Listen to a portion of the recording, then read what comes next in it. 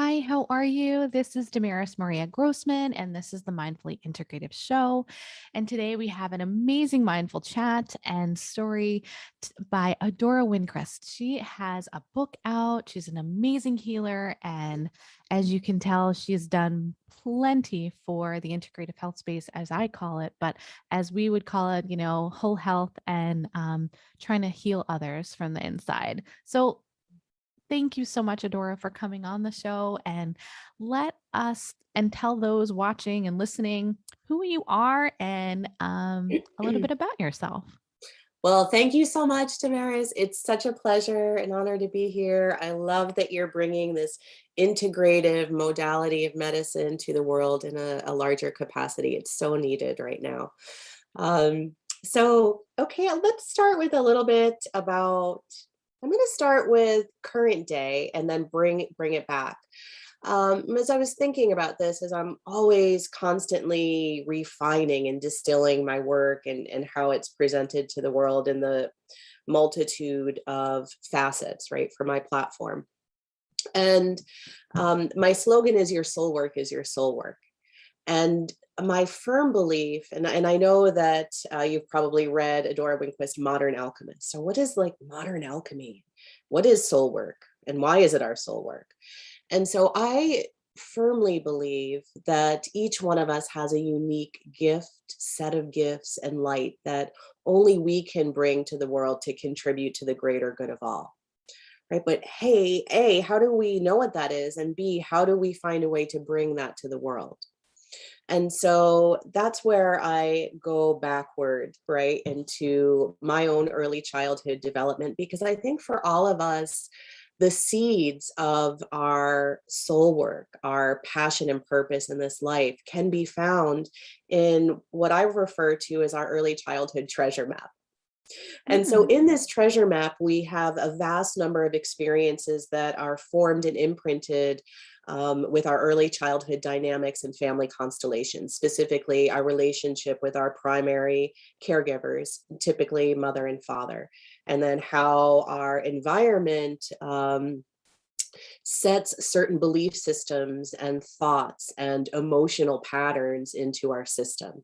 And then we have the fullness of our life to bring what I like to call excavation to that and self-discovery. So we can really find the treasure that we are within us, right? Like that is the true alchemy. And so my childhood was very much centered in nature. I spent a lot of time outdoors as a kid in the woods or in the lake, either catching crayfish in a stream or collecting worms. I know that might seem odd. I, at one point, had over 150 worms. But my point with this is connecting with all of the aspects of the natural world and specifically the flowers and trees. We had a very large vegetable garden when I was a child. This was a place of solace, of deep comfort and connection for me. It's where I not only felt the most at home, but the most in touch, right? And the most alive, being able to connect in with the aromas from the plants and trees and all of the elements of nature really made me feel safe. And so when I look at my own patterning of family constellation and some of the dysfunctional areas that were imprinted in my growth patterning, I can see why I grew into having issues as an adolescent to an adult with chronic and acute depression, anxiety, bronchitis, right? Knowing that our lungs are connected to our emotions, as is every part of our body, right? And every dis-ease, imbalance in our being has connections in our emotions, right? Has connections in these other levels of who we are because we're incredibly multifaceted, right? And from that perspective, our lives are this incredible opportunity to polish, right? How does a diamond arise? It arises from great pressure and then it's polished, right, to its brilliance. And so we are very similar to that way. And our journey of life in excavating our soul work, our path, our purpose is like polishing ourselves as these incredible diamonds of light, of illumination, and as great gifts that we can help to show others the way and that path, their path, once we found our own. So my particular journey has been very much finding healing to imbalances within my system. Back in the mid 90s, I had moved away from home for the first time, and was living in Cape Cod, Massachusetts, and I ended up with bronchitis, which I would get twice a year from allergies. And I didn't have health insurance, and I didn't have a lot of money. And I knew every time I would get bronchitis, I would be in bed for a few weeks, just deeply, deeply sick.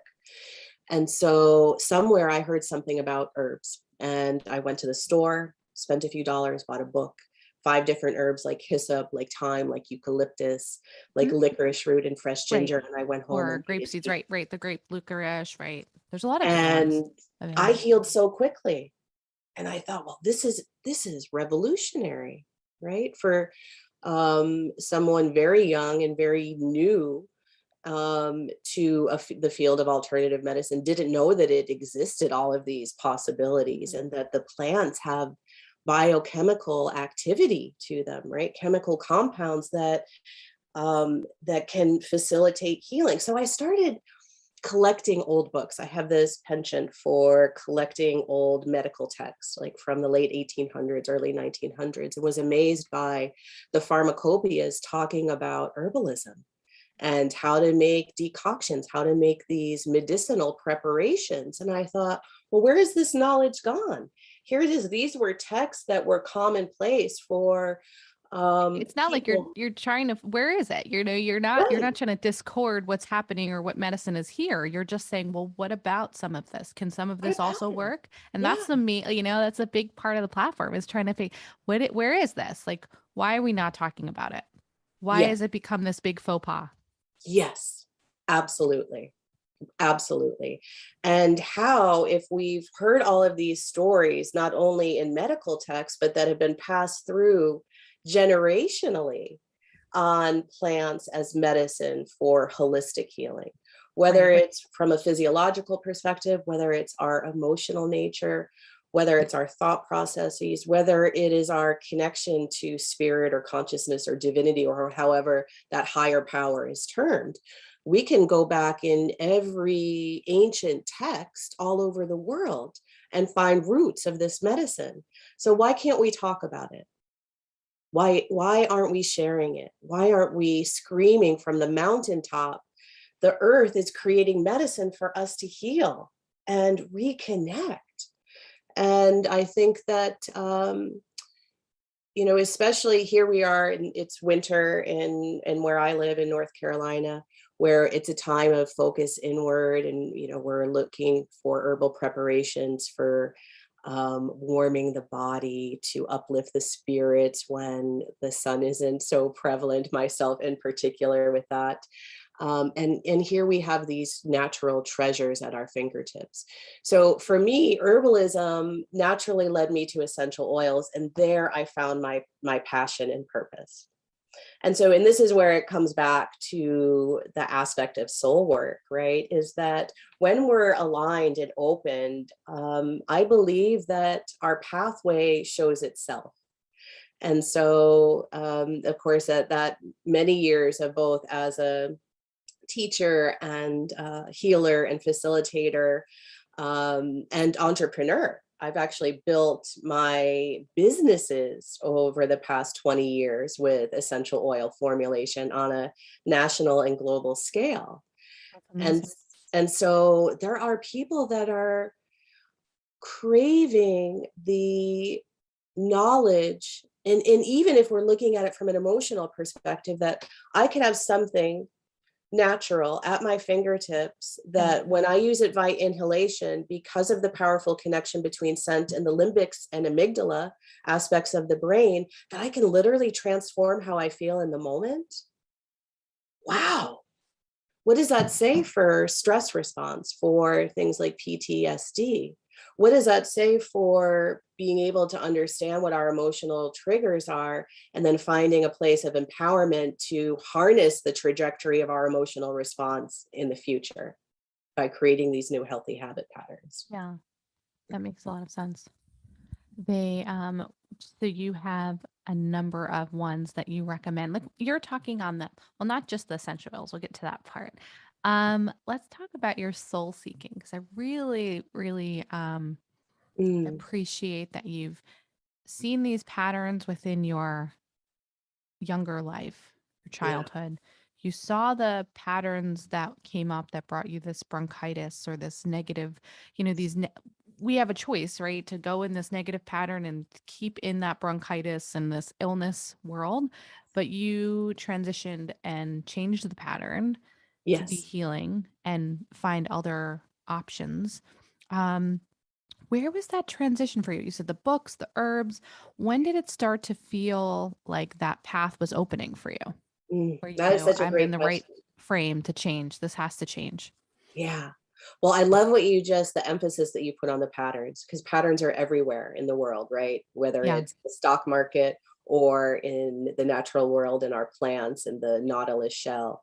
But how we look at them within ourselves to say, okay, I understand that I don't want to be a victim in my life anymore. I don't want to keep getting sick, so deeply sick, whether it's bronchitis or depression or anxiety or what it could be. How can I have a sense of personal empowerment and accountability and self responsibility for my own health and well being? Right. And Right. so, how can I really take a deep dive of authentic observation of the patterns that are inside me that are continuing to create my experiences, even when I don't want to see those experiences in my life? Right. And so looking into the places of subconscious patterning from where we've come from gives us such an opportunity to bring the light of healing and all of these interventions, whether it's herbs, whether it's meditation, whether it's essential oils, whether Yeah. it's nutrition, because it's really all of them, Right. right? Of course. Yeah. There's a lot of different things that It's encompass it. exactly, exactly. And so for me, I was amazed through my response with bronchitis, making the herbal tea. And so I started making teas, I started making blends, I started working with essential oils. But it wasn't until I was diagnosed with endometriosis at, I think, 19 or 20. And I was in such a debilitated state, physically and emotionally, completely disempowered from the pain, from my doctor continuing to write scripts for opioids. And I said, well, I just, how do I function with this? Right. And being told, well, I think this is all in your head. I don't think there's anything really wrong with you. Because it wasn't until about 6 months into it where they did surgery and I got a diagnosis, because you can't tell until you go into the body, right, to determine that the Right. Right. They have to endometriosis go is in. there. And so it wasn't until that point, and then my physician saying at 21, I think you should get a hysterectomy. And I said, wow, 21? But I know I'm supposed to have children. Right. I can't follow. This is where I have a hard line. This is where I really need to become more aware, educated, responsible, empowered Yeah. You need in to my empower, healing. educate and empower yourself. And so Completely then agree. that's when I really dug deep, right, into looking at vibrational medicine, went through certifications in that to see how we can address those patterns, how we can address the soul, right? Because when our soul is out of balance, when we're not living in our authentic truth, when we're not aligned with our purpose and our passion, we are in a state of dis-ease, right? Because we're not embodying what we've come here to do. And so that creates dissonance at the spiritual and soul level. And then ultimately, what happens, right? Eventually, our emotions experience that, and then our physiology responds with some Right. type of Where our imbalance, body then right? reacts. And then exactly. And so, what happens when we've waited to the point where our body starts to react, it becomes there's much more nuance, right? And bringing the system back to coherence, back to cohesion, back into wholeness, back into homeostasis. So that's one of the reasons that, I mentioned my book, which is Yes, I'd love for you to talk more about that yeah. and your So story of kind of where that kind of developed, because you wrote a yeah, book on this. And tell us the title, and tell us a little bit more on just of sure. that for us, where it So kind of the came up. title is a detox, nourish, activate, which is an interesting play on, of Detox, course, nourish, these three activate. steps that we've created as a system. Detox, nourish, activate is the first part because it's about healing at the DNA level. And then plant and vibrational medicine for energy, mood, and love. And it's co-authored with naturopathic physician and my colleague and ally with the plants, Dr. Lulu Shimmick. And basically in this, we take those three aspects, energy, mood, and love, and connect them into three primary systems of the body. So energy for the adrenal system, mood, brain and nervous system, and of course, the heart for love. And the detox, nourish, activate is because this book is focused about healing trauma at the DNA level, at the level of our lineage, and how we go through this three-phase process to detox, whether it's our letting go of our thought processes that no longer serve us, our emotional patterns, right? Our belief systems of limitation or constriction, and of course, our physical habit patterns of nutrition, of exercise, of well-being in that regard. And then for each system, we then go into nourish each aspect, right? Really healthy self-care, presencing each part of this body, each system of this body, and how it connects into specific belief systems, emotional configurations, and all types of energetic constructs in that regard. And then activate, right? Activating our vital life force, harnessing that so we can live that life that somewhere inside of us we know we are capable of living, right? That version of ourselves that we have in our mind's eye, but we may not Love always know that. how to I get like there. that to activate. I mean, I feel like a lot of people may come aware, they may see, and then activate. It's like make the steps and taking it a Yes. step further. I don't think that always happens. Exactly. So in that regard, we go through 11 types of interventions. Hmm. So everything from herbal medicine, essential oils, crystals, flower essences, nutrition, meditation, sacred geometry, Hmm. all of these aspects of alchemy, if you will, so that you as the reader and the seeker can choose what works best for you. Because what works for me, right, to achieve that vibrant, healthy life Right. may not be the same formula for you because we have different purposes at the soul level. Does that make sense? It does. It does. Wow. You do so you're not only you have this book that you've written, which sounds very in depth, and um individuals really need to kind of touch base. I'm going to have that in the show notes. But you said that you've incorporated kind of a course into this book, or that you've from the book. Well, yes. So my platform is versatile in the sense that I'm really committed to offering complementary content as well as if you would like to purchase right products Oh, of or have course. Yeah. services or all of these avenues because we're all at different parts of our journey. So one thing in terms of the teaching aspect, every week I do a free meditation. It's every Thursday. I've been doing it for about 2 years. It's in conjunction with the Barbara Brennan School of Healing, which is my alma mater for vibrational medicine. And it's the leading educational facility in the world to teach a very grounded approach to vibrational medicine with a foundation in psychodynamics. And it's a 4-year program. And it's the school is in a few different areas of the world. But so with that becomes a wonderful opportunity to teach people how to meditate and what the benefits are and how to use essential oils to expand and amplify the benefits exponentially. And then my newest endeavor is called the Soul Institute. And this is a platform that we're going to be launching, targeting in spring equinox. And it's a platform to offer all of these programs to people around the world.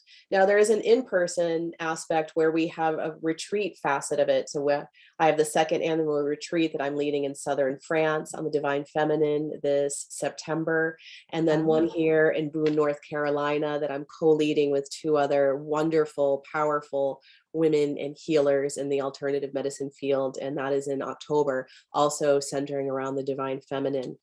But the idea for this school is ultimately I will continue to create courses and teach for my platform because I'm always creating content. I'm always writing. I've started my second book.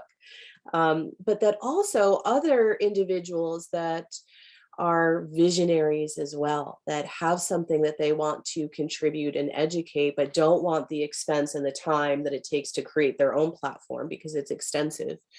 That ultimately, after probably about a year of launching the Soul Institute, will open that up to other individuals that want to be able to teach there. So it's very exciting. That sounds amazing. So you're going to have other provider, like other teachers, and then you're trying to be working on that for March, April time. Yeah, yeah. That's awesome. That At least sounds for the really first cool. two programs. That's really cool. In reference to like with your soul searching process and going into writing the book, what did you find the most difficult? Not really difficult, but which kind of opened up ease path for you? Was it because like we're saying, we've been, as our path opens up, did these both kind of come to you when you were, in your meditations? Well, I would say this, that, for someone who's been working in this field for over 20 years, like I have so many journals, right, of Mhm. client notes, of formulas, of working with the plants. And so when I went into the process of writing the book, I, of course, went back to all of these areas of information. But the biggest edge for me Mhm. was I had made a commitment to be incredibly vulnerable in the book, and share a lot about my journey and my early childhood dynamics as a way to say, okay, I'm sharing from my experience as a way to, one, I want you to know that you're not alone in the adversity that you've experienced, the pain, the suffering. You're not alone in that. Right. And two, you can create a pathway to rise above and beyond it. And that's why I'm sharing very vulnerably about a lot of my past experiences. And it was very difficult at first to do that, to know, Yeah. gosh, I'm going to say these things in a book that's being globally launched around the world, and I can't take them back after they're in print. Yeah. Yeah. So I It's had tough. to, It's tough when you start to, speak the truth, but the truth, like more and more than when I open up about the truth or the inner vulnerabilities, my path opens or it seems to work, even though it's the most difficult part of your, as we're, as we, um, you call it the diamond brightening and, polishing. I call it the lotus in the mud, I love and that. just sitting there in that dirt and the bad stuff. So you must have, Mm. through that hardship, you've kind of opened up yourself and you're going to help others heal.